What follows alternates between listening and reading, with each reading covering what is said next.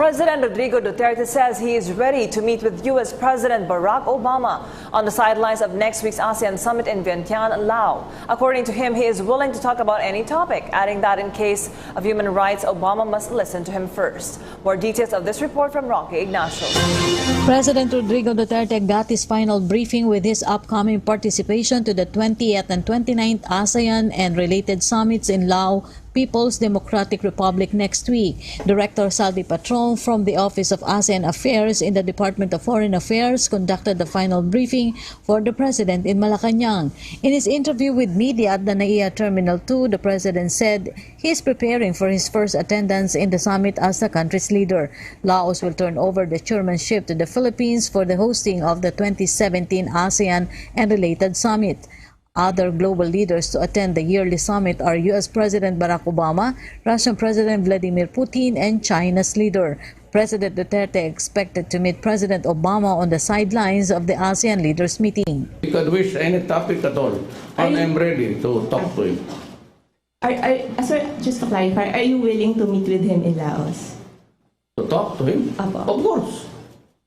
Sir, the U.S. wants to bring up the human rights issues with you.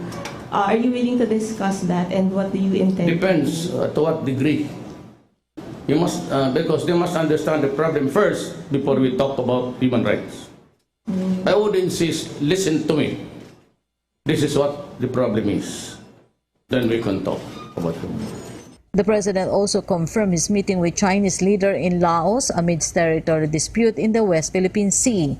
Well, at this time, I'm talking with China, and China wants to talk to me, bilateral.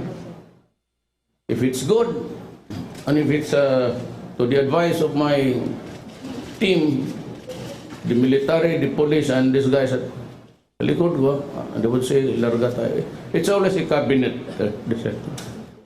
It's a cabinet decision. President Duterte is also excited to talk with Russian President Vladimir Putin. Aside from Laos, the President will have a working visit to Brunei and Indonesia. This is his first foreign trip to check the situation of Filipino community abroad.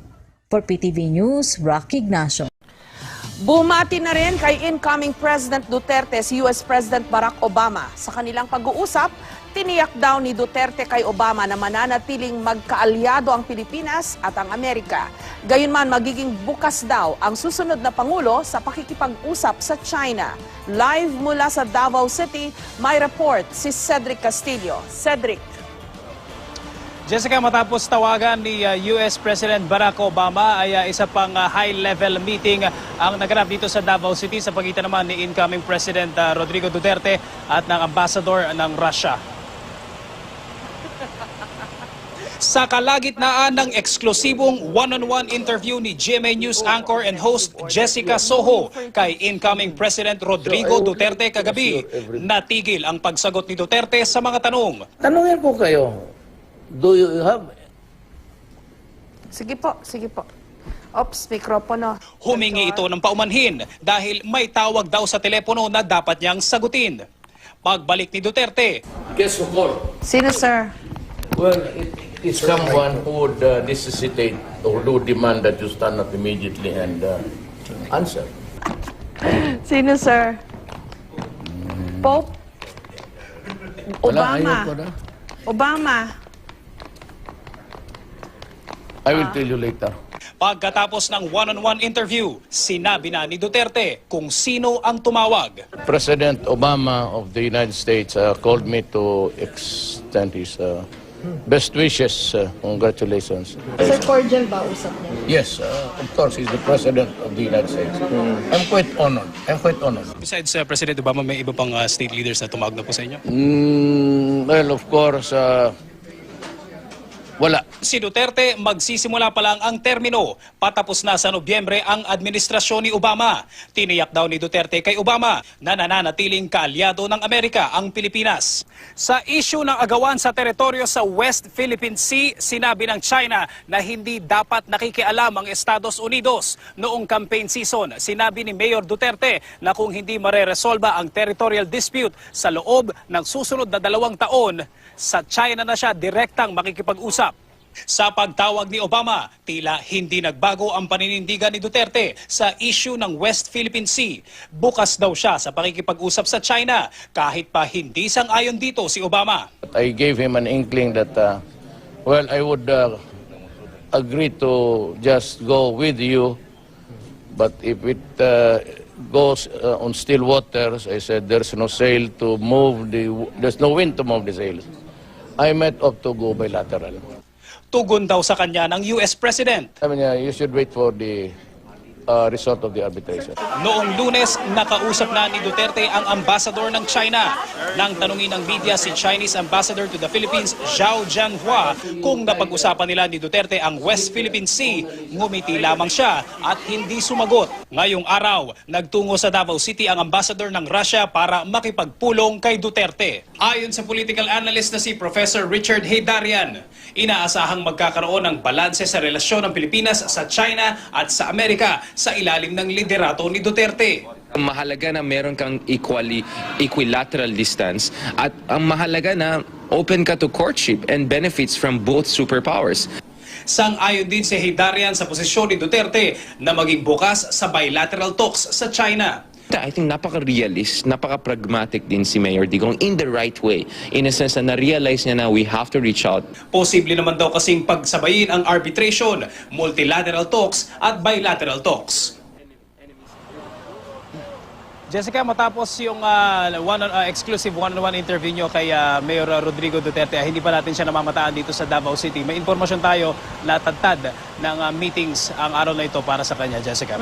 Cedric, nung unang araw siyang lumitaw sa publiko, 21 hours siyang nag-straight duty, kumbaga, no? Talagang 11 o'clock na siya, 2 p.m. siya nagpakita sa publiko, 11 a.m. the following day natapos yung kanyang appointments. Nung day 2 naman, nagsimula yung kanyang araw, gabi, pero natapos na naman kaninang umaga lang. So, ganun ulit, no?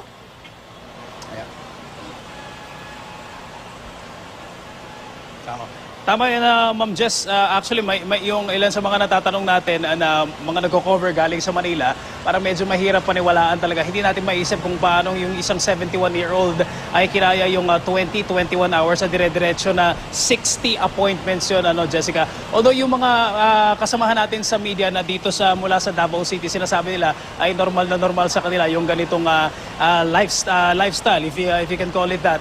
At saka yung, kumbaga yung body clock ni Davao City Mayor Rodrigo Duterte.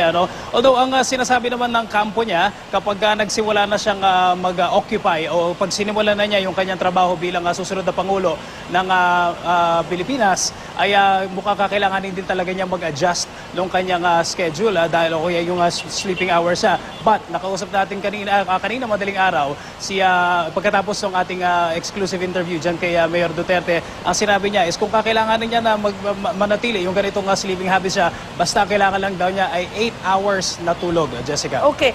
Yung meeting niya, natuloy yung meeting niya with the Russian ambassador, Cedric, no? Natanong niyo ba kung anong mga pinag-usapan nila? Napag-usapan din ba with the Russian ambassador itong nangyayari sa West Philippine Sea o sa South China Sea?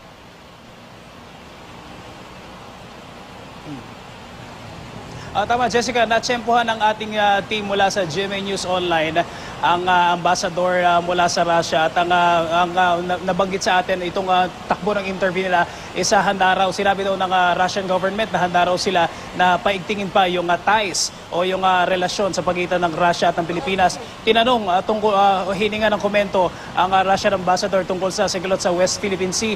Ito ay tumanggi magbigay ng komento dahil hindi naman daw sila party doon sa issue na yun. Give me a sense of how it looks to you from the vantage point of one of the most successful and largest e-commerce organizations in history. So tell us a little bit about what your idea was. Maybe from further degradation for us Filipinos is to improve on the economy. Really improve, maybe disperse and invite more investor. It's always money. It's infrastructure that's really lacking in our system. When I was in college, I had a professor which said that, economics is just the law of supply and demand. What we do not have, we import. What we have and they ask for it, we export. The only problem is that the businessmen, the investors would always look for the safest, the cheapest, and the fastest way of moving people and goods. That's about it. And I said, let me dwell on something else. It's agriculture. You want to raise the economy. How do you raise the economy? You have to start with people, the small and medium. Okay, you have to borrow. We give loans. We do not give grants.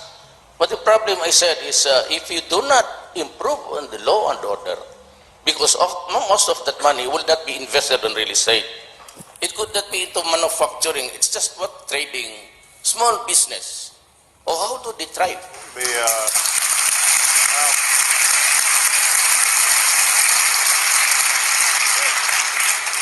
Just to be clear, but the point is that they did not have to make some of the massive infrastructure investments.